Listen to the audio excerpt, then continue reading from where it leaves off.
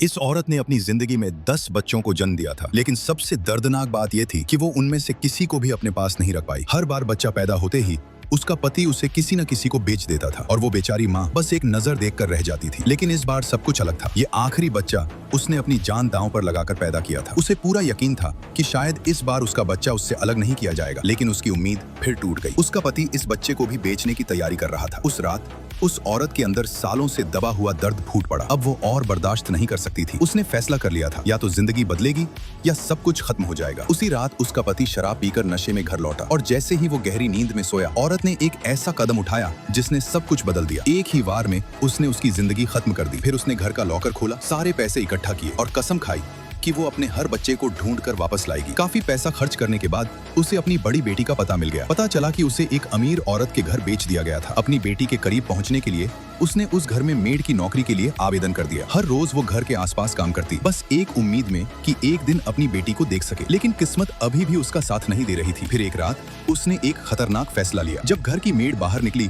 तो उसने उसे सीढ़ियों से धक्का दे दिया। मेड बुरी तरह गिरकर बेहोश हो गई और इसी के साथ उस औरत को उस घर में घुसने का मौका मिल गया। आखिरकार वो अपनी बेटी के एक कदम और करीब पहुंच चुकी थी।